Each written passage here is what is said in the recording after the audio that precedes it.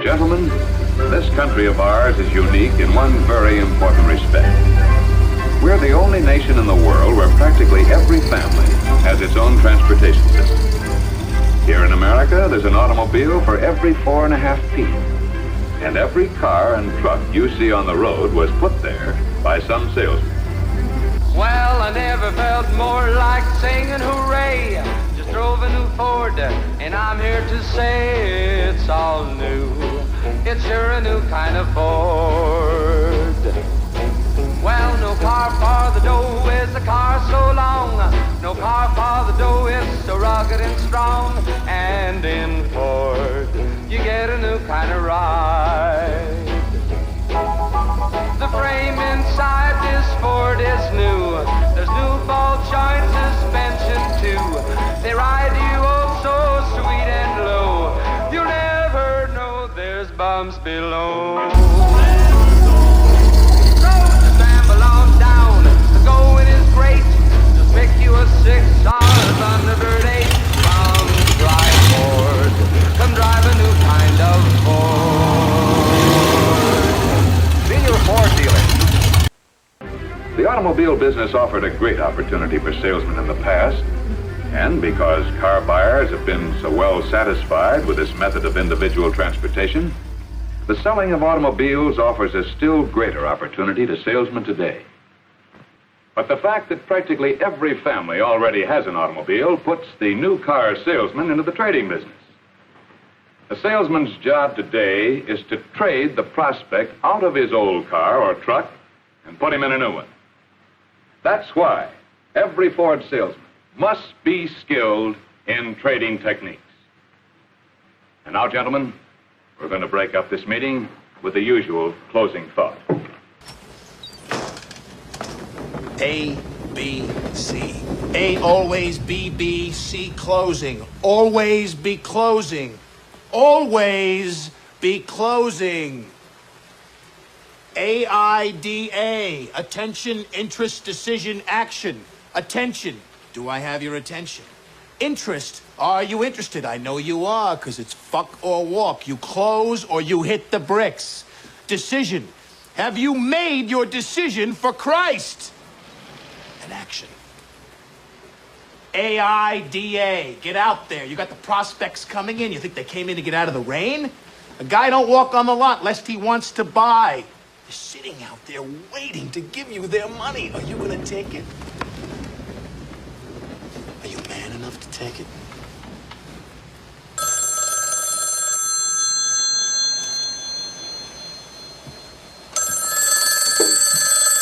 The Ford salesman's biggest investment is his time.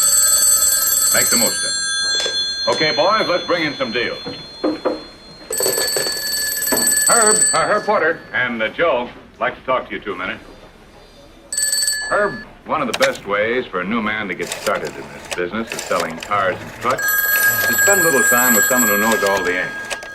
Now, Joe Thorne here is a good man to show you the ins and outs of the business. Joe, I'd like to have you take Herb with you for a few days, see how you do things. Is that all right with the both of you? Sure. You bet it is, Mr. Fuller. Okay, then, the best of luck to you, Herb. And did you have good luck, Herb? Well, Charlotte, that's something you can't just answer with a yes or a no. A lot of things happened, and... Tell me about them, Herb. Well, it's a long-winded story, but anyhow, we went for a ride in Joe's demonstrator. Mr. Thorne, Joe. It's Joe, Herb. Okay, Joe. I was wondering, I understand you're at or near the top in sales every month. So that means you must do things a lot different, huh? No, I don't think so, Herb. Maybe it's just that I do more of the same things. You see, it's like Mr. Fuller says. Time's my greatest investment. Well, I hope this doesn't sound stuffy, but I try to make the most out of every minute. But I had the idea cars were always sold in the showroom. Some of them are, but most of them are sold by going out after the customers. Hey, there's Dick Jones. Hey, Dick. Got anything for me today, Dick? Yeah, Joe, I sure have. I was going to give you a call. Get in touch with Bert Jasper, 1040 Gladstone. He's got a 46 Ford four-door, and he looks hot. Okay, thanks a lot, Dick. Thanks to you for that check you sent me last week. I'll keep sniffing. Come along, Joe. So long, Dick. So what about, Joe? Dick's one of my bird dogs. He's good for 3 or 4 hot tips a month. Bird dog? Yeah, guys who tip me off when somebody's thinking about buying a car. How many of these bird dogs do you have? Oh, maybe 10 or 15 with 5 or 6 I can depend on. They all salesmen like Dick? Oh, no. No, you might find a good bird dog almost any place. One of my best ones is a barber. Yeah. Oh, hello, Joe. No, I'm not too busy. Yeah, I got one yesterday. A 47 Pontiac convertible. Uh-huh. Yeah, the license number is, BR3728. Yeah, sure, Joe. So long. Another good one runs an independent garage. He buys a lot of parts from me. Hiya, Mike. What do you know today? Not much I'm going to let you in on, Joe Thorne. I'll be satisfied if you just tell me who's thinking about buying a new car. Oh, that much I'll do. Customer here yesterday got his 1946 Ford Coupe fixed up so he could make a better deal on a trade-in. Oh, here it is. Name's Alec Latimer, 230 Forest Avenue. Okay, much obliged, Mike. I'll get right on that. See you later. I'm sure of that. So long. Besides those, I've got another good bird dog who's a car washer and one who works in a gas station. Look what we have here.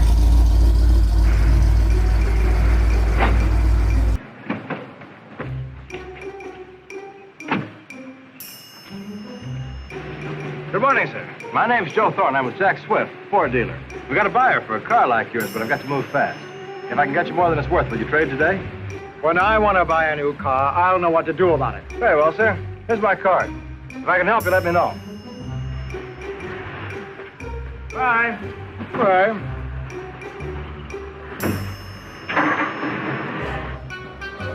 It didn't work so good, did it? Oh, maybe not, maybe so.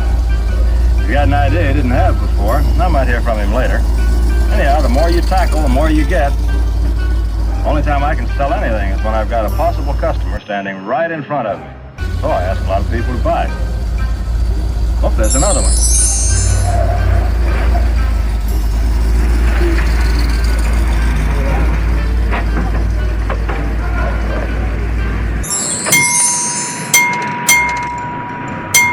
Morning, sir. My name's Joe Thorne. I'm with Jack Swift, Ford dealer. Yeah? We need a model like yours to balance our used car stock. If I can get you a real good deal on a new Ford, would you trade today? What's your offer? Oh, what do you think it's worth? Look, this was your idea. It's up to you to supply the figures. All right. According to the prices in today's paper, your car is worth around $1,000, Mr. A bullet. Yeah, but keep talking. You said you'd give me more than it's worth. And I will, too. How much will it take, Mr. Bullock? Every cent I can get. And that'll come to just about $1,200. I think I can get it through for you at $1,100. Nope. It's $1,200 and no deal. Well, maybe I can get it for you. Suppose you let me take your car over to our place to see what I can do. Well, what am I going to do for a car? Well, you can use mine, Mr. Bullard. Give you a chance to feel the difference. Okay, I'll do that. Can you come in around 2 o'clock, Mr. Bullard? Yeah, I think so.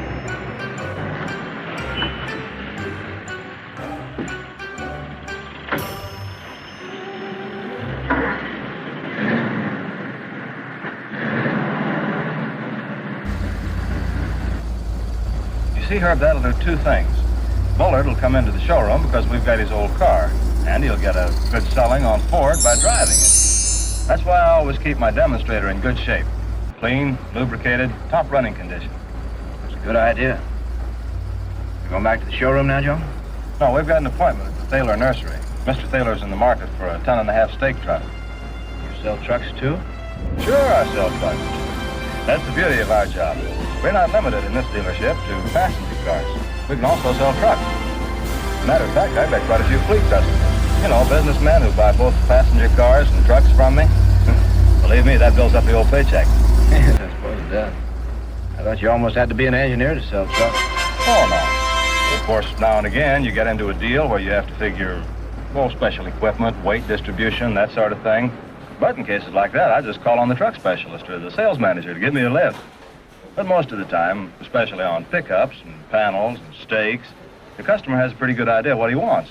And it's usually just a matter of getting together on price. This is a trading business in trucks, just as it is in passenger cars. But how do you find prospects for trucks? Well, that's sometimes easier than it is to find prospects for passenger cars. The logical place to look, of course, is among people who use trucks. This little folder comes in mighty handy when you want to sell a truck.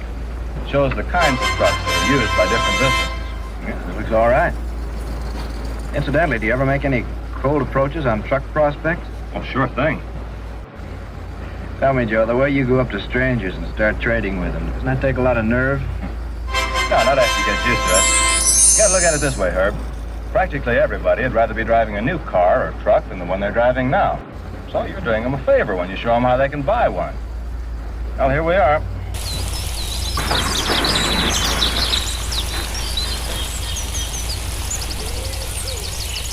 We're ready to give you an attractive trade-in allowance, Mr. Thaler, because it'd mean a lot to us in advertising to get you into a new Ford truck.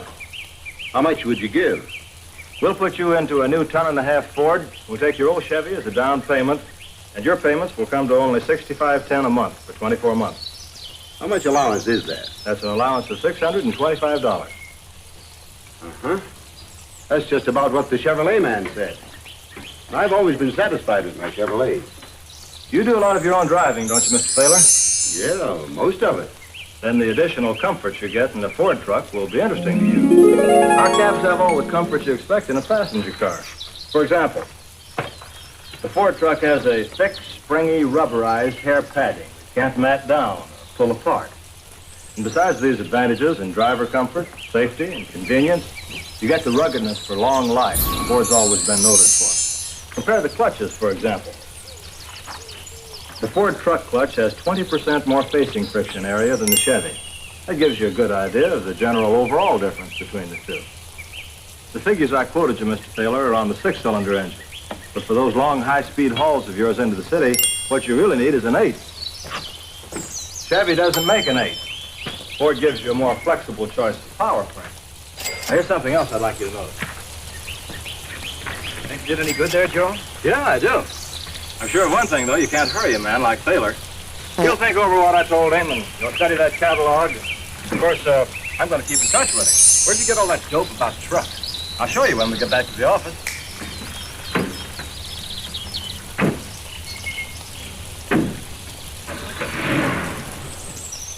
There you are, Herb. The dope about trucks. The data book, truck selector, all the rest of it. Look it over if you want to while I go see what it'll cost to get Bullard's 46 Chevy fixed up for the used car lot. Okay, Joe.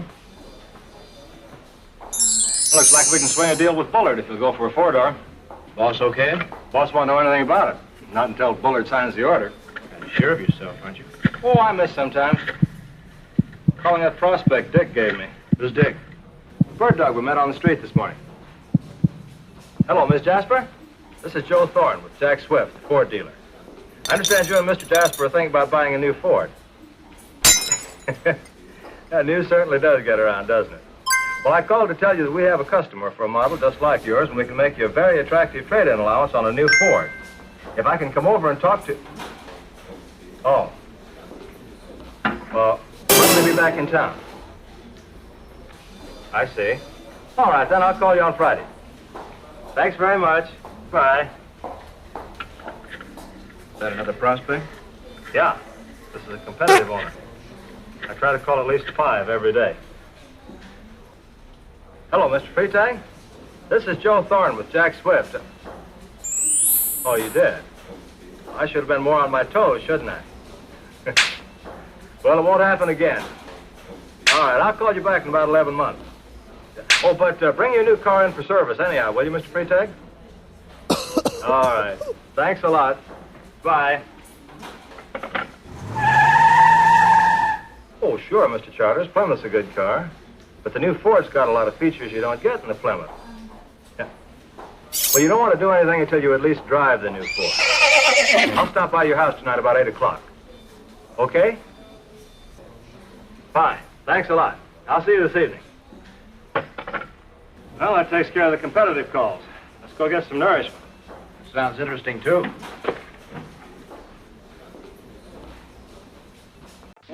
I never felt more like singing hooray. Fine. Yes, I'd love to. Thanks, Gene. I'll be there. 2 o'clock. Goodbye. You know, 3 weeks ago, I couldn't have accepted that invitation. Like so many people these days, we live in the suburbs, and Dave needs the car every day for business. When he was gone, I was practically a prisoner in my own home. I couldn't get out to see my friends, couldn't take part in PTA activities. I couldn't even shop when I wanted to. I had to wait till Thursday night after Dave brought the car home. But that's all changed now. 3 weeks ago, we bought another Ford. The new, low-priced, custom-line Victoria. Isn't it stunning? Dave has it all to himself. And I now have the ranch wagon all to myself. It's a whole new way of life. Now I'm free to go anywhere, do anything, see anybody anytime I want to. It's only good common sense. Why be stuck with one expensive car when you can enjoy all the fun and freedom of 2 fine Fords? Today, more and more families are finding out how easy it is to become 2 Ford families. You can choose from 20 different models, colors galore, and each available with Thunderbird power, with styling inspired by the famous Ford Thunderbird, and each with the extra protection of Ford's Lifeguard design. See your Ford dealer soon.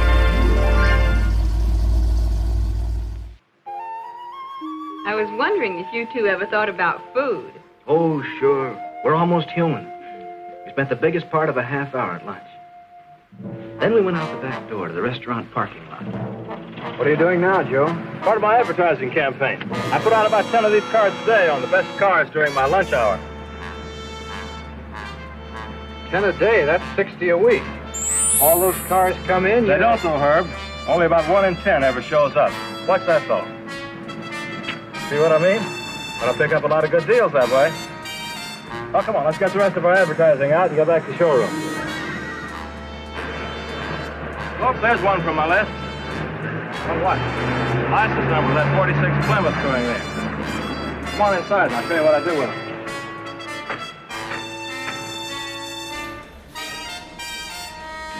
Hello, Miss Moore. Oh, Miss Thorne? Will you look up some license numbers for me? Certainly. Miss Moore finds a lot of good prospects for me in license numbers. Here's one I didn't find for you, Mr. Thorne. This man called while you were out. He wants to know about that demonstrator you advertised. Oh, yeah, thanks a lot. Oh, and Mr. Buller's waiting for you in one of the clothing rooms. Oh, thanks again. It's the 4-door you want, isn't it, Mr. Bullard? That's right. And you'll want the radio, the heater, white sidewall tires, and the overdrive. Overdrive? Oh, I didn't give it any thought to that. Well, that's a feature that will pay for itself in the gas it saves, Mr. Bullard. Let's see, you live in Claremont, don't you? Uh-huh. That's about 40 miles a day round trip. With the overdrive, you'll see a big difference in the amount of gas you use. How much does it cost? It'll only add $4.50 to your monthly payments, Mr. Bullard. Well, okay. All right, let's see. That brings your payments to $45.55 a month. If you'll just okay this offer, we'll see what the boss has to say about it. Yes, sir? That's a good deal, Joe. If they were all that clean, I'd be a much happier man. By the way, how's our new man, Herb, getting along? Well, there's the Bullard deal, Herb. They all that easy, Joe? But I get my share of them. Now I gotta sell Bullard's old car. Still got time to get this ad in tomorrow's paper. You see, Herb, Bullard's car belongs to me for 48 hours. After that, anybody can sell it. Anyway, the sooner I sell it, the more I make. Because that price is going to go in just one direction, and that's down. I get it. I've been meaning to ask you, Joe, about these newspaper ads you run. They really pay off, huh? Oh, sure. Being in business for myself, I've got to run personal ads. Hey, that reminds me. That call Miss Moore gave me. Yeah, here it is. You want to see the ad that brought it in?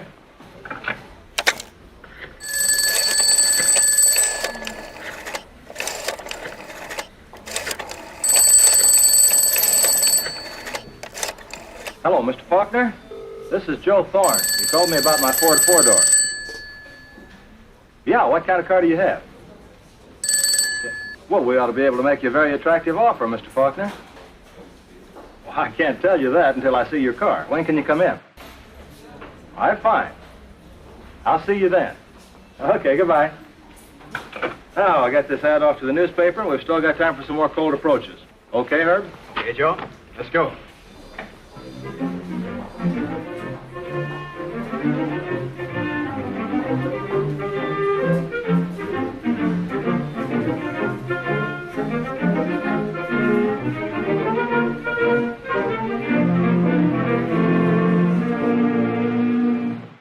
And so we spent the rest of Monday and the early part of the evening making more cold approaches. I told you to be long-winded, Charlotte, but that's the story. It wasn't long-winded at all. It's very interesting. Did you do the same thing on Tuesday and today?